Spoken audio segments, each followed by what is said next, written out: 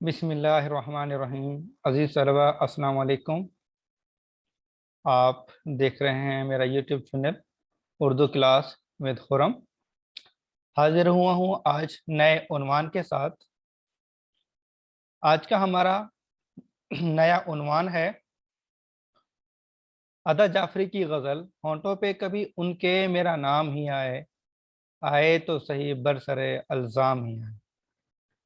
یہ مجموعہ نظم و نثر اردو آسان برائے جماعت نویں آغا خان بورڈ میں پڑھایا جانے والا مجموعہ ہے۔ یہ اردو آسان جو سندھ میں طلبہ پڑھتے ہیں ان کو یہ مجموعہ پڑھایا جاتا ہے، اور اس کے علاوہ یہ جو غزل ہے مختلف نصابوں میں شامل ہے۔ پنجاب کے نصاب میں بھی شامل ہے اور سندھ کے مختلف نصابوں میں بھی یہ غزل شامل ہے۔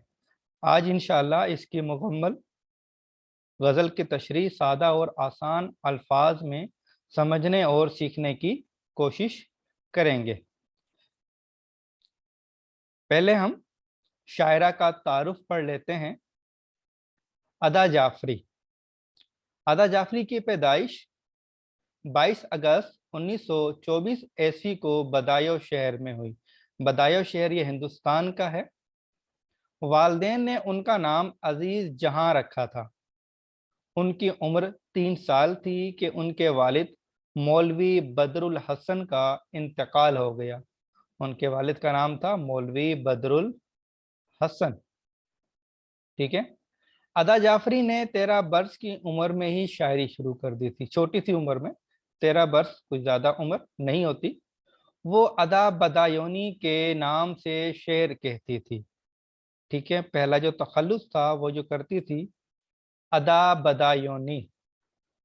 ان کی پرورش ننہال میں ہوئی کیونکہ والد فوت ہو گئے تھے جب یہ چھوٹی تھی، تو ان کی جو ہے والدہ اپنے ننہال چلی گئی تھی، ان کی والدہ اپنے میکے چلی گئی تھی، تو یہ ان کی والدہ کا میکے ان کا ننہال ہوا۔ ان کی شادی 1947 عیسوی کو نور الحسن جعفری سے انجام پائی۔ شادی کے بعد ادا جعفری کے نام سے لکھنے لگی۔ پہلے لکھتی تھی ادا بدایونی، اور جب دوسرا شادی ہوئی تو انہوں نے اپنا تخلص تبدیل کر لیا ادا جعفری۔ ادا جعفری عموماً اختر شیرانی اور اثر لکھنوی سے اصلاح لیتی رہی۔ یہ ان کے استاد تھے جن سے انہوں نے اصلاح لی شاعری میں۔ ان کے شعری مجموعے شہر درد کو 1968 عیسوی میں آدم جی ایوارڈ ملا۔ شاعری کے بہت سے مجموعات کے علاوہ جو رہی سو بے خبری رہی کے نام سے اپنی خود نوشت سوانح عمری بھی 1995 عیسوی میں لکھی۔ خود نوشت مطلب کہ اپنے حالات زندگی کو خود جو ہے انہوں نے قلم بند کیا، خود ہی لکھا۔ 1991 عیسوی میں حکومت پاکستان میں ادبی خدمات کے اعتراف میں تمغہ امتیاز سے نوازا۔ 12 مارچ 2015 عیسوی کو کراچی میں وفات پائی۔ یہ تھا ادا جعفری کا مختصر سا تعارف۔ اب چلتے ہیں اگلی سلائیڈ کی طرف، جہاں پر ہم پڑھیں گے ان کی شاعرانہ اسلوب یا شاعرانہ خصوصیات۔ جی، یہ چند ایک میں نے یہاں پر تحریر کی ہیں، ان کے لکھے ہیں شاعرانہ اسلوب یا شاعرانہ خصوصیات۔ پہلا ہے وہ کھل کر اپنی غزلوں اور نظموں میں اپنے جذبات، خیالات اور احساسات کا اظہار کرتی ہیں۔ حالانکہ عورت تھی مگر انہوں نے اپنے ایک حیا کے پردے میں رہتے ہوئے اپنے احساسات اور جذبات کا کھل کر اظہار کیا۔ دوسرا، ان کے کلام میں قدیم اور فرسودہ نظام زندگی کے خلاف ایک بے پناہ جذبہ پایا جاتا ہے، کیونکہ یہ جذبہ ہر انسان میں ہے کہ ہر کوئی یہ چاہتا ہے کہ بہتر سے بہتر تک ہو، تو ان کے جو ہے وہ کلام میں یہ خاصیت پائی جاتی ہے۔ ان کی شاعری میٹھے اور دل آویز لہجے کے ذریعے قارئین کے دلوں میں گھر کر لیتی ہے۔ ٹھیک ہے، میٹھے الفاظ یا دل آویز لہجے کے ذریعے قارئین کے دلوں میں، قاری کہتے ہیں پڑھنے والے جو ان کی شاعری پڑھتے ہیں تو ان کے دلوں میں گھر کر لیتی ہیں۔ وہ اپنی شاعری میں دلی کیفیات کو الفاظ کا پیکر بنا کر ادا کرتی ہیں۔ وہ اپनी शायरी में दिली कैफियत मतलब जो दिल पर उनके गुजरती है तो उनको अल्फाज के जरिए अदा करती हैं।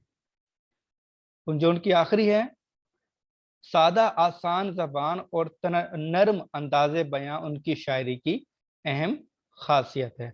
ये चंद एक खासियत मैंने यहाँ पर तहरीर की है। उम्मीद है कि आपको कुछ ना कुछ इनकी खासियत के बारे में पता चल गया होगा। चलते हैं अगली स्लाइड की तरफ, अपनी जो है वो गजल की तरफ। गजल का पहला शेर, होंठों पे कभी उनके मेरा नाम ही आए, होंठों पे कभी उनके मेरा नाम ही आए, आए तो सही बरसरे अल्जाम ही आए। अब यहाँ पर ये गजल का पहला शेर मतलब गजल ये मतला है, ठीक है, हम काफिया और हम रदीफ है।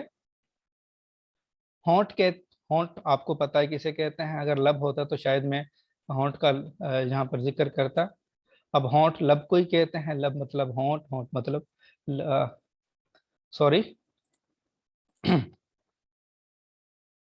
आए तो सही बरसरे अल्जाम है, बरसरे अल्जाम मतलब अल्जाम की शक्ल, ठीक है, या अल्जाम की शक्ल में या तहमत की शक्ल में वो अपना जो है वो नाम सुनना चाहती है अपने महबूब से। देखते हैं तशरीह। इस शेर में शायरा अदा जाफरी अपने महबूब के होंठों या लबों से अपना नाम सुनना चाहती है, ठीक है। वो ये सिर्फ ये चाहती है कि उसका महबूब अपने होंठों से उनका नाम ले। वो चाहती है कि मेरा महबूब किसी तरह मेरा नाम ले, वो चाहे अल्जाम की सूरत में क्यों ना हो, ठीक है। इससे इस बात से ही खुशी मिल रही है कि चलो किसी बहाने वो मेरा नाम तो लेगा, ठीक है। अगला शेर, हैरान हैं लबस्ता हैं दिलगीर हैं गुंचे, हैरान हैं लबस्ता हैं दिलगीर हैं गुंचे, खुशबू की ज़बानी तेरा पैगाम ही आए। अब लबस्ता मतलब खामोश खुश्क, दिलगीर गमजदा, गुंचे वो फूल जो अभी खिले ही ना हो, जो खिलना चाहते हो, ठीक है। लबस्ता खामोश होंठ, दिलगीर गमजदा, गुंचे बिन खिले फूल जो भी खिलना चाहते हैं, ठीक है। इस शेर में शायरा अपने दिल की कैफियत बयान कर रही है, करते हुए कह रही है कि फजा बिल्कुल खामोश है, बेरौनक है, मेरे होंठ तुझे पुकारते पुकारते या तेरा जिक्र करते करते खुश्क हो गए हैं या खामोश हो गए हैं, ठीक। आपका इंतजार करते करते जो फूल मेरे दिल के आंगन में खिलने वाले थे वो खिलने से पहले ही मुरझा गए। अब यहाँ पर इतनी कैफियत, दिल की कैफियत कि भाई आपके आने से जो मुझे खुशी मिलनी थी वो खुशी अंदर ही रह गई है, ठीक है। जो फूल खिलने थे वो खिले ही नहीं बल्कि बिन खिले मुरझा गए। अगर आप खुद नहीं आ सकते तो खुशबू की शक्ल में कोई पैगाम ही भेज दो ताकि मेरे दिल को कुछ तो तसल्ली हो, ठीक है। वो अपने महबूब के आने की आरजू कर रही हैं कि आप किसी तरीके से आप आ जाएं, अगर आप नहीं आ सकते तो कोई पैगाम भेज दें ताकि मेरे दिल का कुछ ना कुछ तसल्ली हो जाए। जी उम्मीद है कि आपको ये शेर इसकी तशरीह समझ में आ गई होगी। चलते हैं अपने अगले शेर की तरफ। लम्हाते मुसर्रत हैं तसव्वुर से गुरेज़ां, लम्हाते मुसर्रत हैं तसव्वुर से गुरेज़ां, याद आए हैं जब भी गमो आलाम ही आए। लम्हाते मुसर्रत मतलब खुशियों के लम्हे, तसव्वुर मतलब ख्याल, गुरेज़ा मतलब दूर भागना।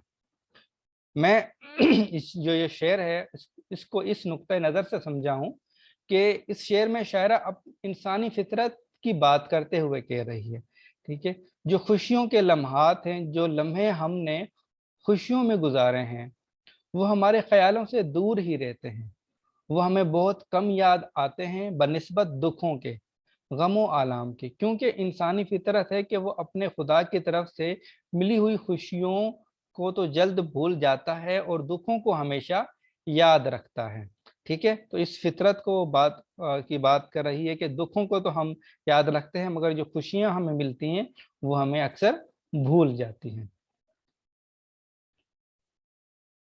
शेर नंबर 4, तारों से सजा लेंगे रहे शहर तमन्ना, तारों से सजा लेंगे रहे शहर तमन्ना, मकदूर नहीं सुबह चलो शाम ही आए, ठीक है। रहे शहर तमन्ना, रह मतलब गली, शहर तमन्ना, शहर तमन्ना मतलब हमारे ख्वाहिशों का शहर, जो हमने आरजुओं में अपना एक शहर बसा रखा है, उसकी गलियों की बात कर रहा है। ठीक है, तमन्ना के शहर की गली, मकदूर मतलब ताकत या हौसला, या जहां तक मुमकिन हो सके। ठीक, इस शेर में शायरा बयान कर रही है कि हमने जो ख्वाहिशों का एक शहर बसा रखा है, इसकी गलियों को सितारों से ही सजा लेंगे, क्योंकि हमारी किस्मत में सुबह की रोशनी नहीं है। इस शेर में सुबह और शाम को अलामत के तौर पर दिखाया गया है या बयान किया गया है। ठीक है, सुबह और शाम, जैसे सुबह खुशहाली या खुशी की अलामत होती है या समझी जाती है, और शाम या रात तकलीफ की अलामत समझी जाती है। ठीक है, अगर वो कह रही है कि अगर हमारे नसीब में खुशियां नहीं है तो हम शाम या रात या तकलीफ में ही गुजारा कर लेंगे, या अपनी जो रात है उसको सितारों से सजा लेंगे, या उस रात होने की वजह से हम चिराग जला जला कर ही सहर कर लेंगे। ठीक है, चलते हैं अगले शेर की तरफ।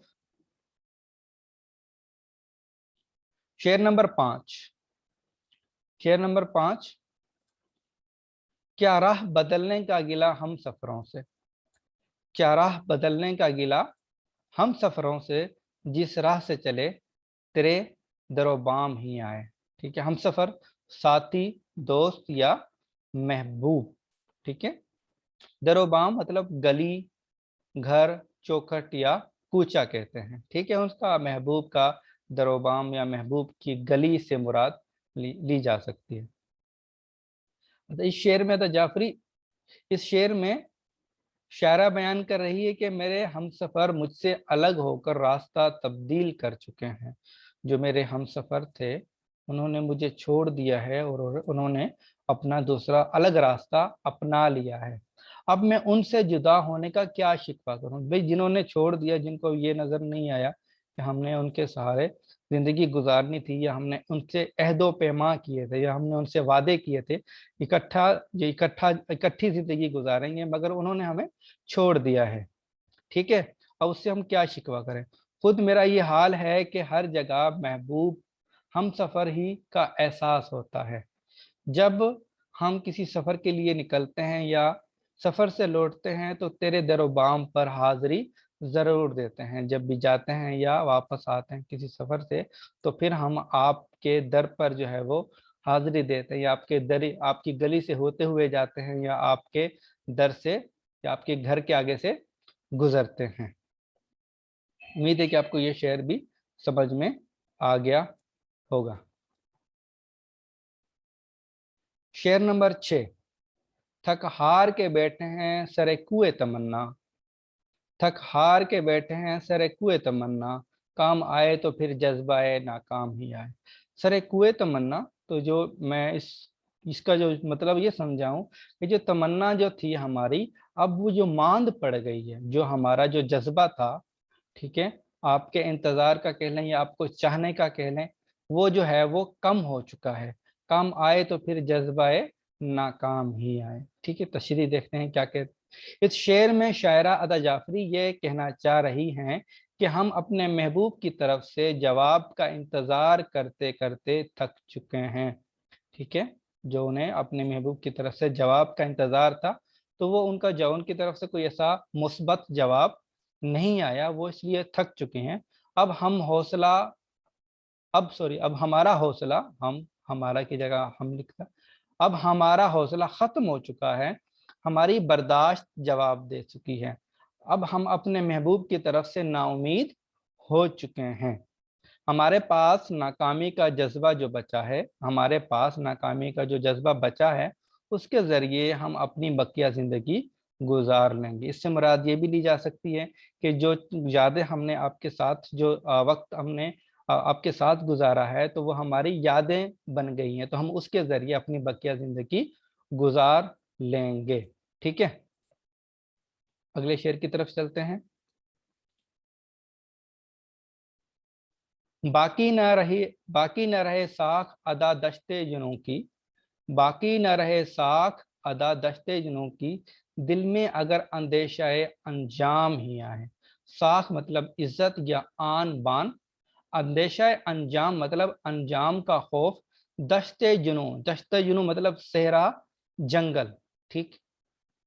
اس شعر میں ادا جعفری اپنے جذبہ عشق کا احوال بیان کرتے ہوئے کہہ رہی ہیں کہ اگر اس جذبے کا انجام پہلے ہی معلوم ہو جائے، مطلب جو عمل کرنا چاہ رہی ہیں، جو کام کرنا چاہ رہی ہیں، عشق کا پہلے سے انجام معلوم ہو جائے تو اس دشت کا کوئی مسافر نہ بنے. مطلب کوئی اس دشت یہاں پر جو علامت لی گئی ہے عشق کے حوالے سے، کیونکہ عشق میں انسان کو تکالیف برداشت کرنی پڑتی ہیں. جب وہ انسان دشت سے گزرتا ہے تو اسے بھی وہاں پر جو تکلیفوں کا یا تکالیف کا سامنا ہوتا ہے، کیونکہ اس کا انجام بالآخر حسرت اور ناکامی. حسرت اور ناکامی کا مطلب پچھتاوا ہے. ہم یوں کہہ سکتے ہیں کہ ہم نے بہت ساری قربانیاں دی یا تکالیفیں برداشت کی تو ہمیں ہارے ہاتھ کچھ نہیں آیا. اس کا مطلب یہ ہے اگر عشق کرنے والوں کو پہلے ہی انجام کا پتہ چل جائے تو دشت جنوں کی ساکھ باقی نہ رہے. مطلب یہ ہے کہ جو جنگل ہے، جنگل دشت جنوں مطلب کہ جو عشق کا جنگل ہے اس کی وہ قدر یا اس کی عزت باقی نہ رہے جس اگر انجام کا ہمیں پہلے ہی پتہ چل جائے. امید ہے کہ آپ کو یہ غزل سمجھ میں آ گئی ہوگی. اگر آپ کو یہ ویڈیو پسند آئی ہے لائک کیجئے، شیئر کیجئے اور کمنٹ کیجئے. شکریہ.